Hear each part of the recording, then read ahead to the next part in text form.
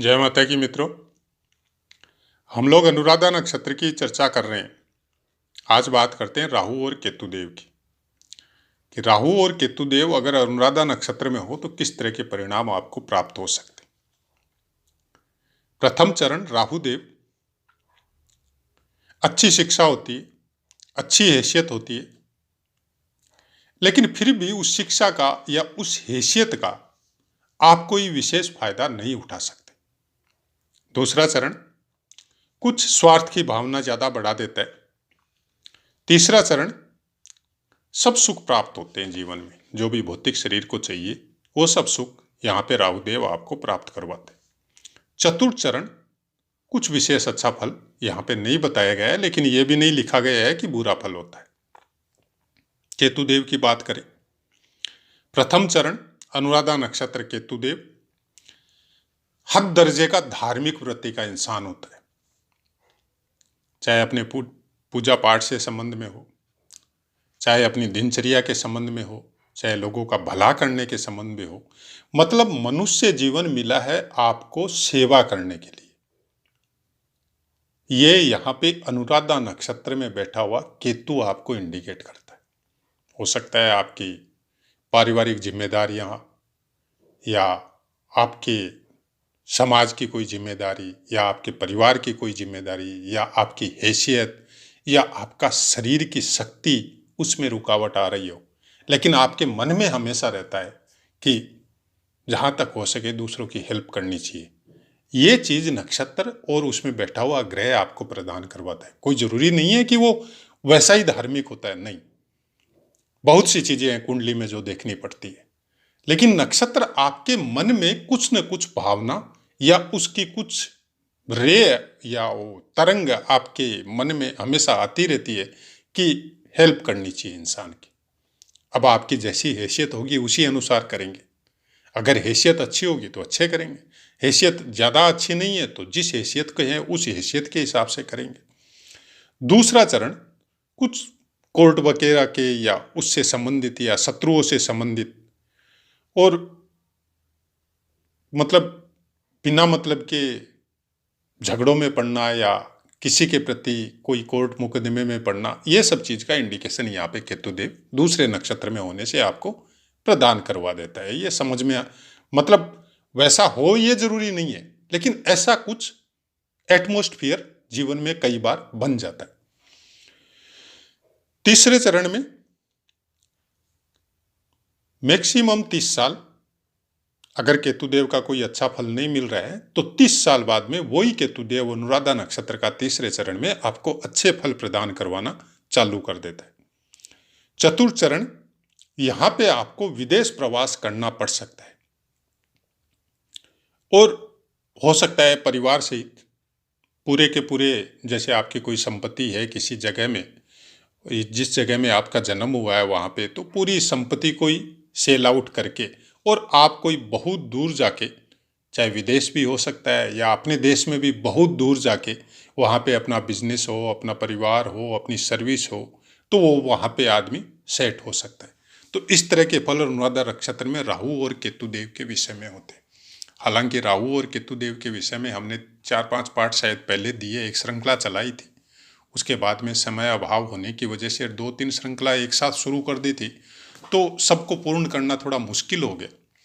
उसके बाद में अभी जाके ये डिसाइड किया है कि सीरियली एक एक चालू करें और वापस उसको समापन करके फिर दूसरे में वापस शुरू करें। तो अभी नक्षत्रों के विषय में चर्चा कर रहे हैं, राहु केतु के जो पार्ट दिए थे उनको फिर आगे बढ़ाएंगे। लेकिन एक बात हम हमेशा बोलते हैं कि इस युग में जो वर्तमान समय चल रहा है, राहु और केतु देव के विषय में आप शायद नक्षत्रों के अनुसार समझ लो, चाहे ग्रह के कारकत्व के अनुसार समझ लो, आपने देखा होगा कि आडंबर विशेष का जमाना हो गया। आप कैसे हैं मन से, तन से, वो विशेष महत्व है इस सोशल मीडिया के ज़माने में पता नहीं चलता है। आपकी पोस्ट बहुत अच्छी आती है, बहुत अच्छा अच्छा ज्ञान आता है, चाहे आपने कॉपी पेस्ट किया हो चाहे पढ़ के किया हो। हमारे हिसाब से पढ़ के बहुत कम आता है और इधर उधर से जोड़ के या कॉपी पेस्ट करके बहुत ज़्यादा आता है। तो सामने वाले को पता नहीं चलता कि ये किस तरह का इंसान है। और हम लोग चाहते हैं कि हमारी धारणा सामने वाले की नज़र में अच्छी हो। तो एक दूर बैठा हुआ इंसान जो बाई फेस हो सकता है फोटो देख के आपको जानने लग गया, या आपकी फोटो ही नहीं है जैसे हमने नहीं लगाई, तो आपके विषय में आपका फेस वगैरह नहीं जाने, लेकिन आपकी पोस्ट अच्छी देखने के बाद में वो आपके विषय में एक पॉजिटिव धारणा बनाता है। जो भी पढ़ता है, आजकल तो बहुत से आदमी पोस्टों को पढ़ते भी नहीं है। हालांकि अच्छे पोस्ट देखते हैं तो हम जरूर पढ़ते हैं। हम ये नहीं सोचते हैं कि सामने वाला कौन है, हम ये सोचते हैं कि इस पोस्ट में जो इतना अच्छा लिखा है, क्या इसको हम जीवन में उतार सकते हैं, चाहे अपने कर्मों में हो, संस्कारों में हो, दिनचर्या में हो। एक अंश मात्र भी अगर उतार सके तो हमारे लिए शायद अच्छा होगा। तो ऐसी कुछ आपकी धारणा आपके लिए फायदेमंद होती है राहु केतु के द्वारा। इस सोशल मीडिया से आपको क्या मिला, किस तरह के चैनल के साथ आप अटैच है, किस तरह की पोस्टों को आप लाइक या पसंद कर रहे हैं, किस तरह के पोस्ट को आप देख रहे हैं। यहाँ पे दो डिपार्टमेंट चलते हैं। एक राहु देव जो आडंबर देता है, चाहे वो धर्म विशेष के विषय में हो, चाहे और कोई कार्य क्षेत्र हो, हंसी मजाक का चुटकुला या जोक हो, या आपको तरह तरह की कहानियां लिखना हो, वो भी समाज में फेमस होने के लिए या समाज को दिखाने के लिए, वो राहुदेव दे रहा है। केतुदेव का एक अलग ही महत्व है।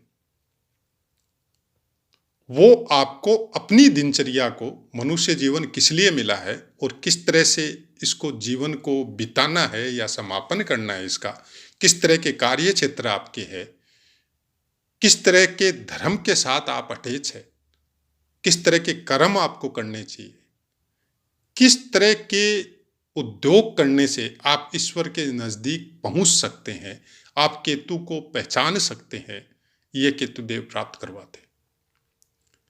हमारी कुछ अलग मेंटलिटी है राहु और केतु के विषय में, चाहे हमारे अध्ययन की वजह से समझ लो आप, चाहे इनके विषय में कुछ ज्यादा सोचा उसकी वजह से समझ लो, चाहे गुरुओं के चरणों में बैठ के जो सुना उसकी वजह से समझ लो। शायद हमने राहु केतु के पाठ दिए थे, तब शायद हमने बोला भी था, हमको पूरा याद नहीं है, कि राहु और केतु को छाया ग्रह बोला गया है। उनका कोई स्वरूप या अक्ष नहीं बताया गया है। ऊपर वाले सर को केतु बता दिया गया, नीचे वाले धड़ को नहीं, ऊपर वाले सर को राहु बता दिया गया, नीचे वाले धड़ को केतु बता दिया गया, और कोई भी भाव में इनको स्थान प्राप्त नहीं है। तो जो दिखता नहीं है, जिसको कुंडली के ग्रहों में स्थान प्राप्त नहीं है, उनकी महानता या उनको ग्रहों में काउंटिंग किया गया है। तो दिखता तो हम लोगों को भगवान भी नहीं है। तो क्या राहु केतु भगवान है? हमारी दृष्टि से भगवान के समकक्ष या भगवान से कम भी नहीं है। वर्तमान समय में अगर कलयुग की बातें करें तो आप भूल जाइए सतयुग, त्रेता, द्वापर, उनकी बातों को भूल जाइए, क्योंकि हम लोग उस युग में नहीं जी रहे। उस युग में जो जी रहे थे उनको राहु केतु की जरूरत ही नहीं थी, इसलिए उन्होंने राहु केतु के विषय में कुछ ज्यादा लिखा भी नहीं है। कारण उस समय अपनी दिनचर्या विशेष के लिए, अपने कर्मों के लिए, अपने समाज में जो प्रतिबंध, जो नियम बनाए गए थे, उसका कड़ाई से पालन करने के लिए विशेष जोर रहता था। इसलिए राहु केतु का कोई इफेक्ट नहीं होता था। आजकल वो कुछ नहीं है, तो राहु केतु का इफेक्ट जरूरत से ज्यादा हो गया। अब या तो आपको भक्त मिलते हैं जो पूरी तरह केतु से कनेक्टेड है, जो हर परिस्थिति में अपने ईश्वर का नाम जपते हैं, नाम जप को केतु से कनेक्टेड किया गया है, या आपको वो मिलते हैं जो पूरी तरह आडंबर युक्त है, जो बातें बहुत अच्छी करते हैं लेकिन इंटरनली कैसे हैं, आप जब नजदीक बैठेंगे तब आपको पता चलेगा।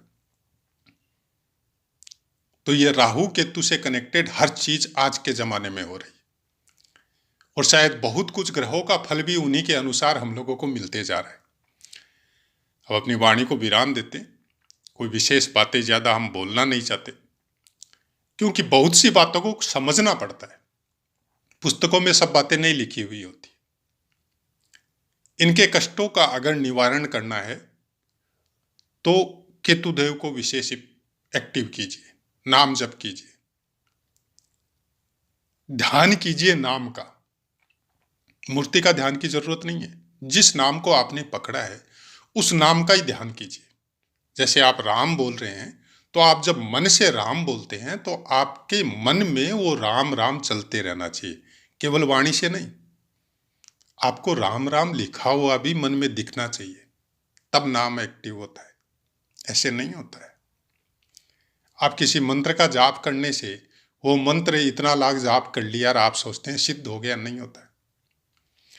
जब तक वो पूर्ण बलवान होके, जिसके अंदर से पूरी तरह उस नाम के अंदर से जब रोशनी निकलनी चालू होती है, तब जाके एक्टिव होता है। इतना आसान नहीं है किसी मंत्र को सिद्ध करना। तो बहुत सी ऐसी बातें हैं राहु केतु से कनेक्टेड, जो जब वापस सीरीज को चालू करेंगे तब बात करेंगे। अब अपनी वाणी को विराम देते और आपसे आज्ञा लेते हैं। जय माता।